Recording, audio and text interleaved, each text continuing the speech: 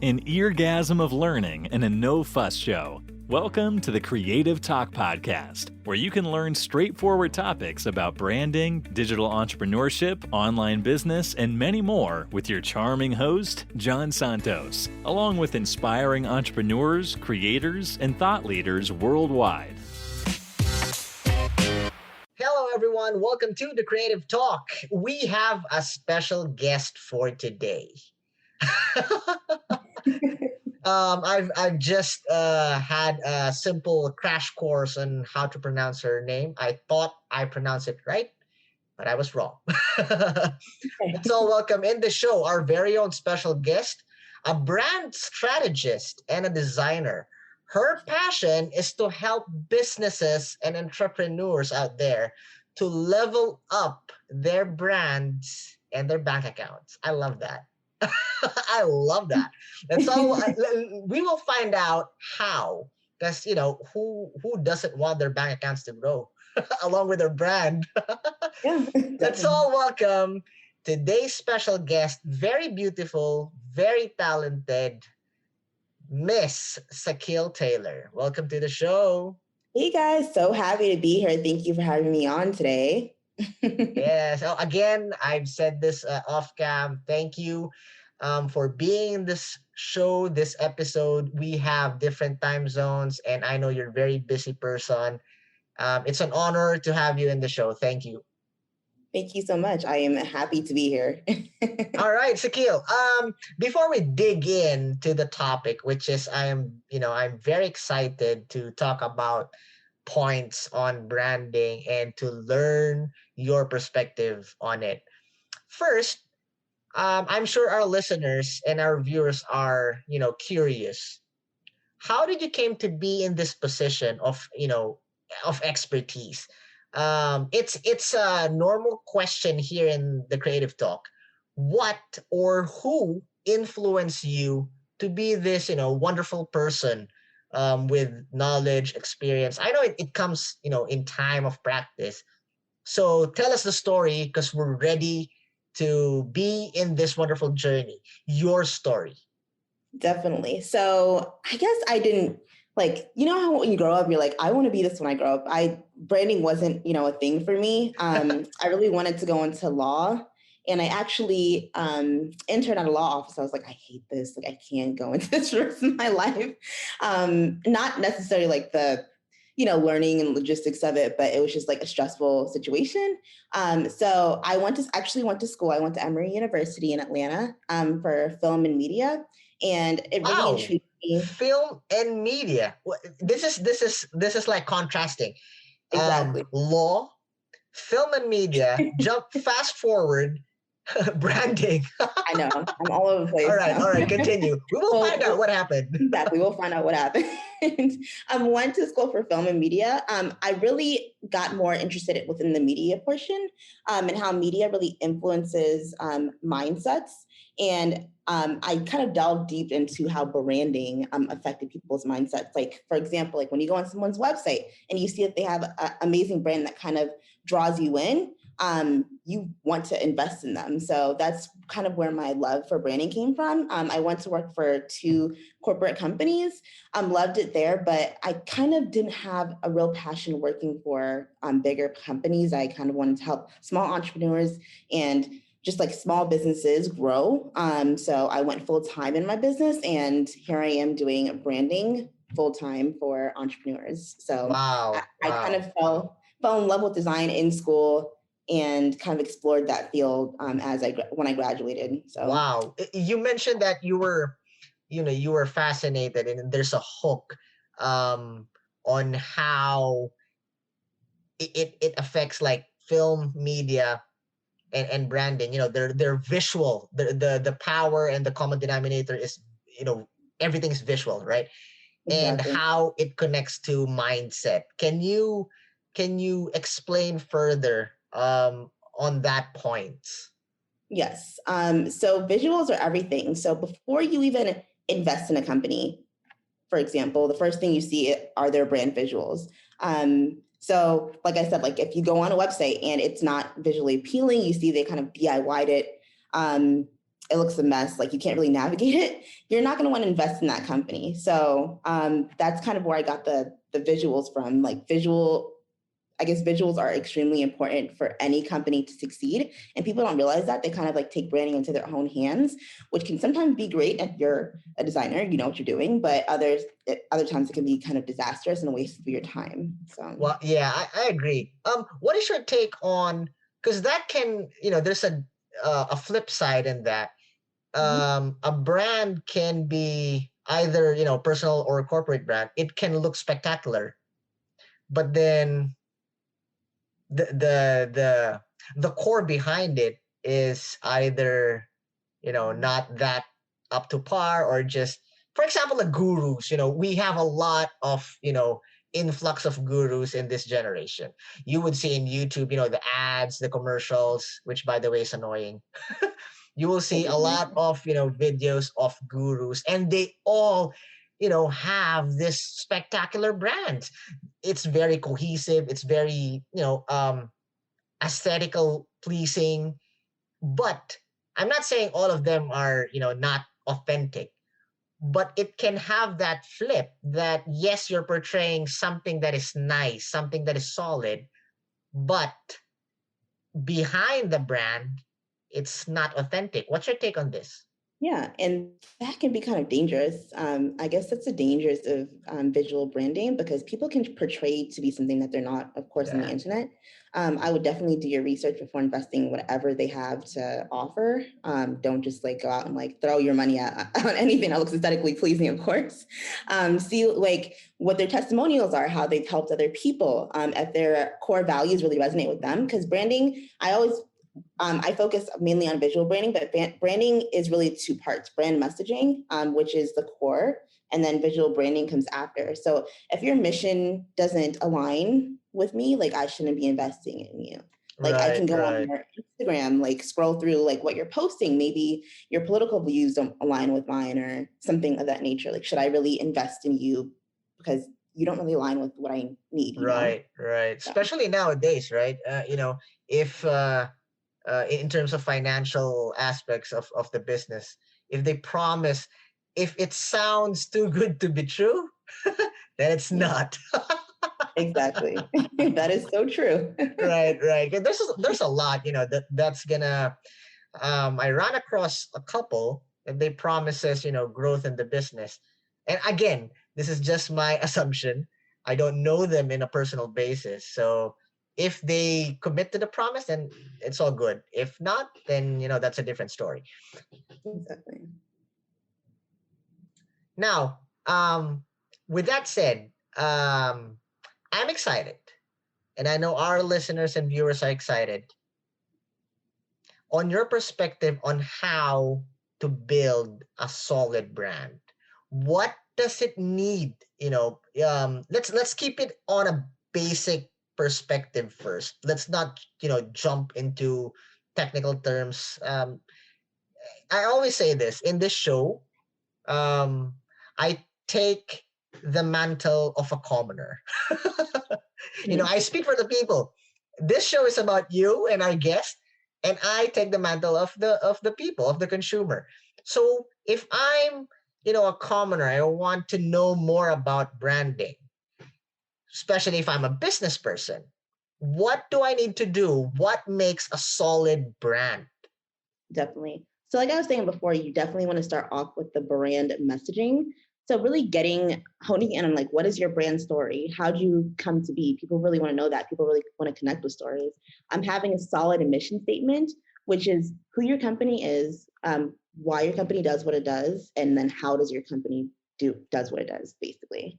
Then thirdly, you want to focus on your ideal client avatar, which is extremely important. And just to explain this in lame terms, it's like who specifically would be your ideal client, down to what they're eating for breakfast, what types of articles they read, what do they like to do for fun, because you'll be able to properly market to that person, knowing exactly what those person's actions are. You mentioned brand avatar. Is this the brand voice?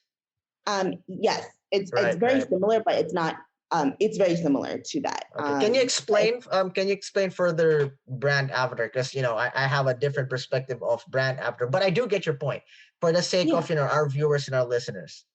Exactly. So an ideal client avatar, kind of like I was saying, is a specific person that would be attracted to your brand or that you want to attract to your brand. Right.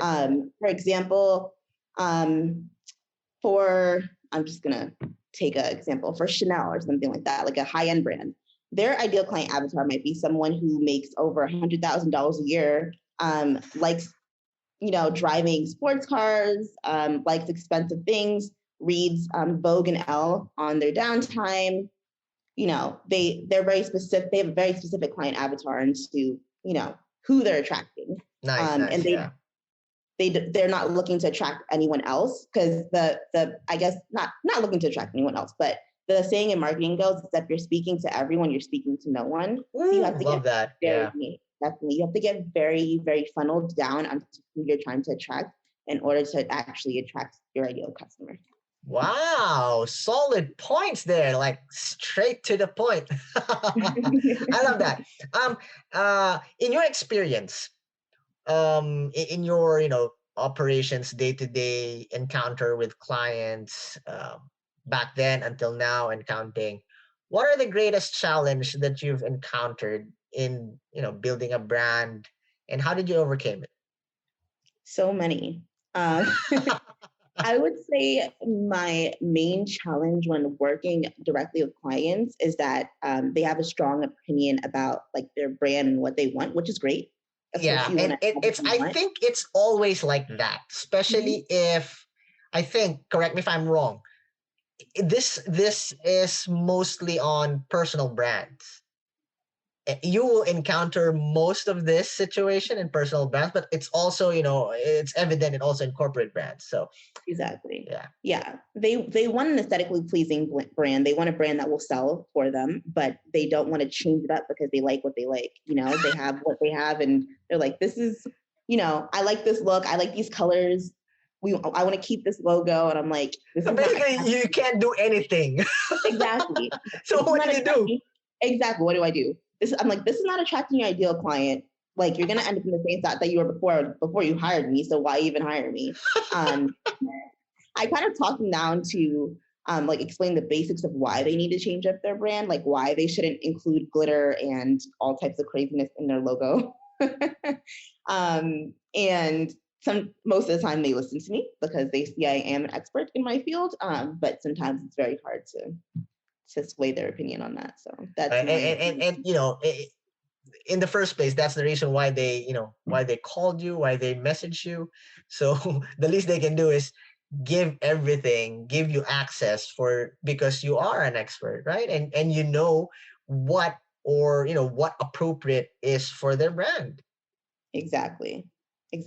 So with that said, Sakile, what are the basic tips that you can give focusing on building a brand? Because there's a lot, I don't know, it just exploded in this year 2020. There was a massive influx of, and again, this is a good thing and a bad thing. Good thing because there are a lot of people that focuses and talks about building a brand for this, brand for that. That's good.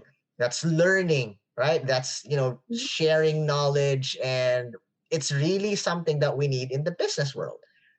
On the flip side, we have everything talking about this is a solid brand, how to do a solid brand, how to build a brand, but they don't know what they're talking about. Yeah.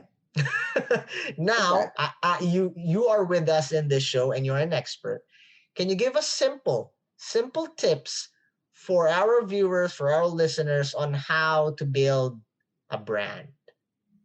Yes. So like I was saying, the first thing that you want to concentrate on is finding out who your ideal client is. And then also, secondly, the second most important thing is what is your unique value proposition? What makes you unique compared to all of your competition? Because that's where you're going to stand out. Because if you're like all the other clothing boutiques out there, if you're like all the other Instagram I guess, management people out there. I have a question. Sorry to cut you. With that, and I'm hearing a lot of that as well. You need to be unique. You need to be original. You need to be authentic. Well, authentic is different. But how? Again, I'm taking the mantle. I do get your point, but I am taking the mantle of a commoner. Okay, I'm following your advice. Now, how will I be unique? You said it yourself. Everything is out there, right? How will I stand out from the crowd? What are, the basic thing that I can do for me to be unique? Definitely. It definitely depends on the industry that you're in. But for example, let's use the, I guess, website designer example. So I'm a website designer. I just design websites. That's great. A lot of people design websites, but how can you be more? Not just design. I don't like you saying that. You design websites. You don't just design, you design websites. Exactly. No, I'm just kidding. That's your unique value proposition now. Yeah. All right. Okay. So okay, you design websites, but how can you specifically help me? Like what kind of websites do you design? I design websites for service-based entrepreneurs, not necessarily me, because I design websites for both, but I design websites for service-based entrepreneurs that want to open a successful coaching business that gets even more specific into the point. So now I know that you can particularly help me, if I'm a coach, achieve my goals, because you're specifically focusing on one thing instead of like being a generalist at everything. Because the saying goes, like, for example, I wouldn't, that's why brain surgeons get paid more than just like general doctors, because they're specialists, and I would trust them more on my brain than just like a general doctor operating on me. So get specific into your brand. Oh, I love that. There you go. Get specific in your brand, right? Funnel it down, get that core, that niche. It's easier said than done, but it is very important. I love that. Thank you for sharing that. I do have a follow-up question. And I hope you can, this is me. This is my question.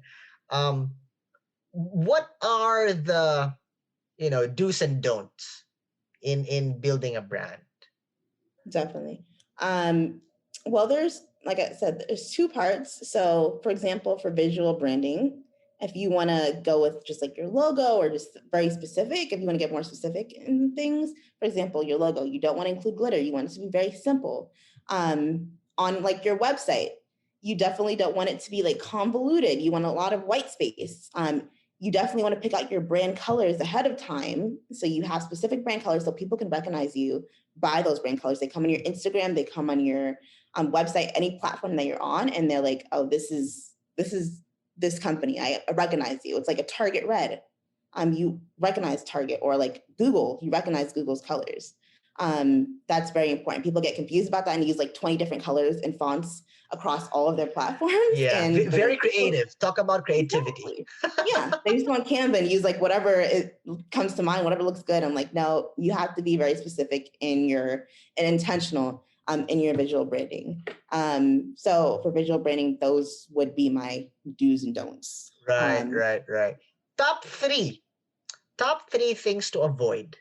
Aside from those powerful tips that you already shared, in your experience, top three things to avoid in building a solid brand.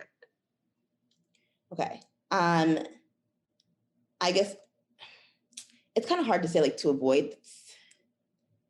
I'm trying to think of specifics that aren't too specific.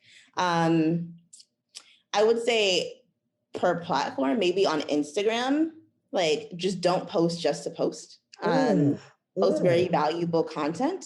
I love that. For the sake of hitting the algorithm count, like posting every day, or exactly. How many posts per day, sometimes we lose the value of the post, right? Exactly. You'll lose the value of the post, but it will also hurt you in the algorithm because Instagram favors very valuable content. So you don't want to just like, take a picture of a cat and post one that has nothing to do with your brand. Just don't do that. I love that. Yeah, definitely. I would say on your website, always include clear calls to action. So I guess you would avoid not including clear calls to action. That would be an avoidance. Make your website very specific. Just don't be like, I help with marketing. Like, be very clear and intentional in your calls to actions. And then I would say, thirdly, try not to copy people. Like, you need to be Wow. extremely authentic in what you're doing in order to be successful, because that's your unique value proposition. You are your unique value proposition. So bring that forward. Nice. Wow. I love that. I mean, knowledge after knowledge. Those are knowledge bombs, Sakil. I love that. I love that I love what you said about, putting value and just not posting for the sake of just posting. Because again, it will hurt you in the long run because of the algorithm, the system and everything. And plus, what's the point, right? You're throwing out stuff without value. And I believe that that should be, your brand, your character, your core should resonate in everything that you post and Exactly. everything that you throw, right? Exactly. And posting every day is unnecessary. Like, this might be like a Talk about this. Talk rainbow. about this. Come on. Talk about. I know It's, people will react. Talk it's about so this. unnecessary. You don't need to post every day. I don't post every day, and I get clients, like filling out my form fills on a daily basis, multiple. So you don't need to post every day to be successful. Post very valuable content and post consistently. So if you have a consistent schedule, people will know, like, this girl posts Mondays, Wednesdays, Fridays, and Sundays. And I can depend on you to post really valuable content, and I'm waiting for you to do that. Like, you don't Right, need to post right. every day just to post.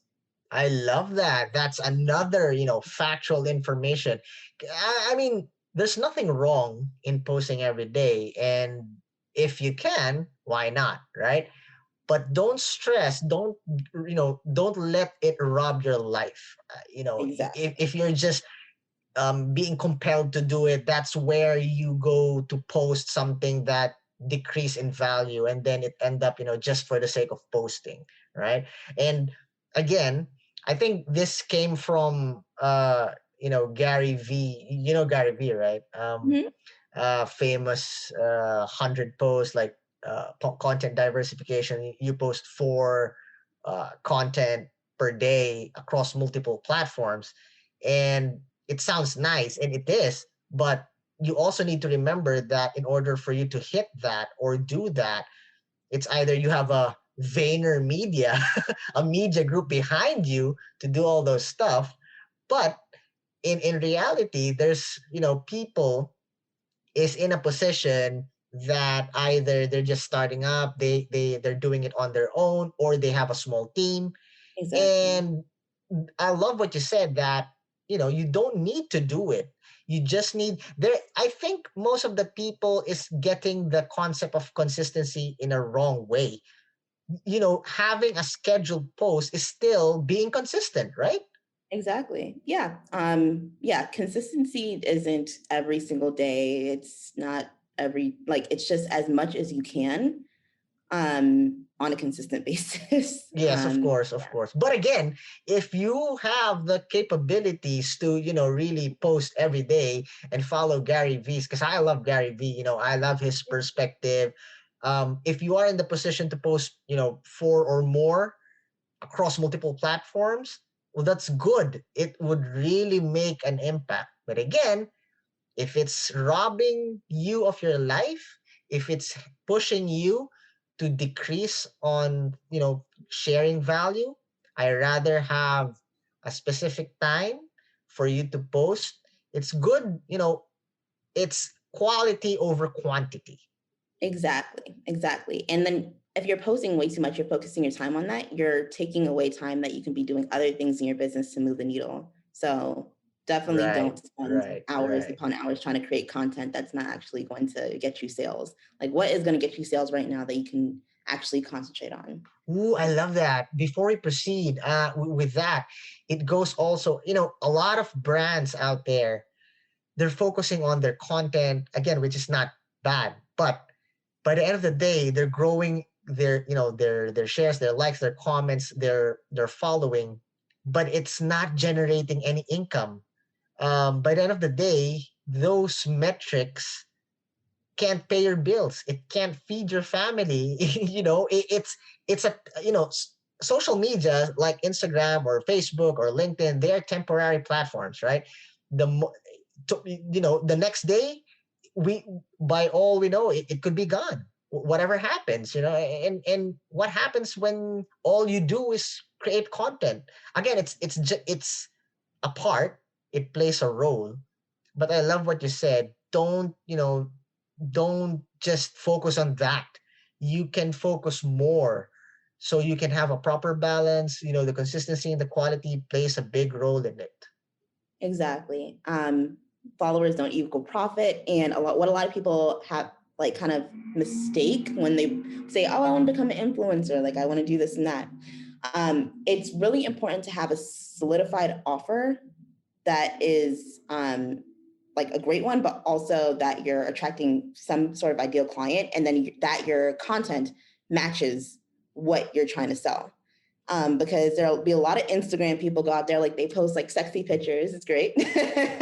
No problem with that. But like, does that match like if you're trying to do like the foreign exchange market, like if you're a Forex person, or you're trying to sell, I don't know, tea or something, like, or like that doesn't match what you're trying to sell. Right, so why, right. like no one, and then you don't have a clear call to action in your bio. So like, I don't know what to purchase from you. Like I just go on and look at your pictures and like them. And that's about it. But I'm not actually converting into a paying customer because I don't know what you're offering. Right, So. right. I think the key word there is cohesiveness, right? So consistency, quality, and cohesiveness. I Yeah. mean, power combination. It says it all, right? Consistency, get a proper time where you need to throw out your content with value. It may be every day, or it may be in a certain day and a certain time. That's consistency. Quality, I mean, that's the value. Your brand, your character should resonate in your content that you share to people, the value. So that's quality. Cohesiveness, a perfect combination, a perfect collection of who you are and what you offer, what your product, what your service, who you are, what you do, what you believe in. So that's cohesiveness, quality, and consistency. Wow. Thank you for that. Thank you for You're very sharing that. welcome. That's a perfect reminder for everyone. And I think with those three, the road to building a solid brand is achievable, right? Exactly. It's pretty easy. Just match that with your visuals. Make sure you get that on point. Either hire a designer, go to a branding expert, get your visuals on point, and then you'll be able to, sky's the limit. So. Wow. Thank you. Thank you, Sakil. Thank you for giving us those tips, those perspective, your opinion. I learned a lot. Now, we are in the part of the show that we will play a game. Okay. What is this game? That's a trademark in this show. This is not, a normal podcast that we talk about a lot of deep things, a lot of business. This is more of like having fun, a casual conversation between you and a lot of people. So this is the part where we play a game. The aim of this portion is to show the people that yes, we are experts in our field, but we are still human beings. We Okay. sometimes laugh, we sometimes don't know what to say, and we sometimes act silly. Okay. All right. So I will ask you questions. So feel free to whatever comes into your mind, feel free to say it. Don't spend too much time in thinking what the right answer is. It's just, random questions that has nothing to do with your background, with the topic, or with the show. Okay. All right, ready? Sure. Okay. Describe in one word what is friendship for you. Loyalty. Ooh, okay, okay, okay. Next, favorite color. Red. Okay. Describe in one word what life is for you. Precious. Ooh, okay. I can feel the seriousness. There's no, my team didn't prepare the follow-up question. Why? I can't do that. I can't deviate. All right, next. If you're an animal, what animal would you be and why? A butterfly because I love Mariah Carey, and also I I love being free and just spreading my wings. Right. Okay. Okay. Beaches or the mountains? Beaches, Passenger or driver?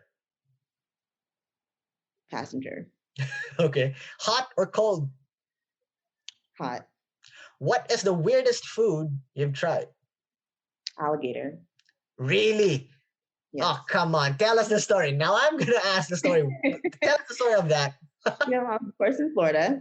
And it was interesting. It tastes like chicken, but Did it's you not. know it was an alligator before you ate it? Yeah, I did. Okay. I did. Mean. I'm ashamed of that, but You're it's mean. All right, next. YouTube or Netflix?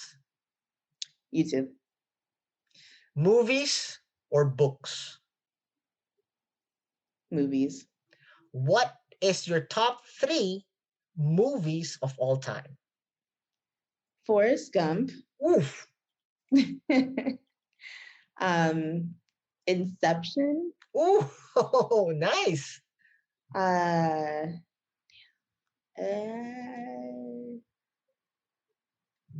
I can't even think of my third one. I feel Come like I have a third one, on. but I can't That, even that think was of it. that was a good 2 movies. Yeah, those are Forrest my. Gump, Inception.